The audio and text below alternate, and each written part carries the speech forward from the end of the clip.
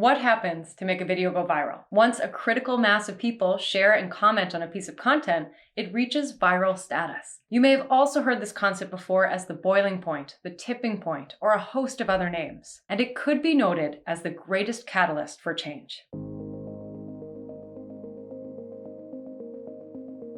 Hello Earth citizens, my name is Courtney. Welcome to EMTV. Today I'm talking about the meaning of a critical mass, especially as it relates to Earth management. Critical mass is the point at which something, an idea, belief, trend, virus, behavior, etc., is prevalent enough to grow or sustain a process, reaction, or technology. Stick around to the end of the video for a simple action you can take to help save the Earth. A collaboration between Thomas Schelling, a game theorist, and Mark Granovetter, a sociologist, led to the concept being identified in 1971. This concept is one of the most effective mental models you can use to understand the world. In nuclear physics, critical mass is defined as the amount of reactant necessary for something to happen and keep happening. In business, critical mass can be defined as the time when a company becomes self-sustaining and economically viable. In sociology, a critical mass is a term for a group of people who come together to make drastic change. What does it take for the people of a country to revolt or overthrow dominant powers? It's the formation of a critical mass of people, moving marginal ideas to a majority consensus.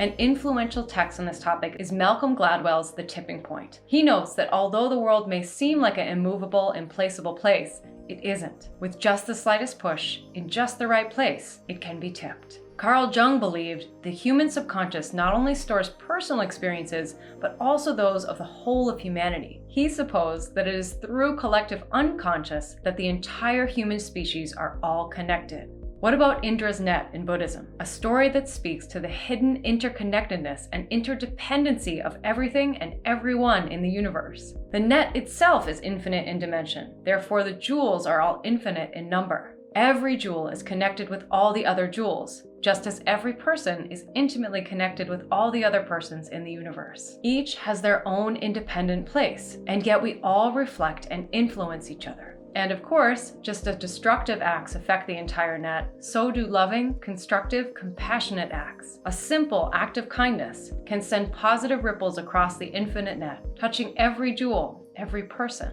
in existence. As an empath, I experience being affected by others' energies and emotions frequently. And we all have different degrees of empathic sensitivities, because while our bodies may appear to be separate, our energy field is blending with everything all the time. This concept could mean that when a certain number of people achieve an awareness, the new awareness can be communicated from mind to mind subconsciously. What if there were a critical mass of people who genuinely cared for and took action towards helping the Earth? Could we heal the planet that sustains us all? It could create a ripple effect and change the very way we experience life. So the big question is, what percentage of a population is necessary to create this critical mass? It has been predicted by some spiritual groups that only 1% of humanity is needed to create enough good vibrations to usher in world peace. Deepak Chopra himself states of his work that the ultimate goal is to build a critical mass of people that will create a more peaceful, just, and harmonious inner and outer world. He says it begins with personal transformation through yoga, meditation, breathing exercises, nutrition, sleep, and relationships that enhance awareness. While the figures required to reach this critical mass can be debated, it's certain that the old ways will no longer work, and we are quickly running out of time to adopt viable solutions to the mounting global crises we face. Despite the sense of urgency, there's no way to know where we are on the scale of this transformation. Yet, it seems leading voices are starting to speak out all over the world.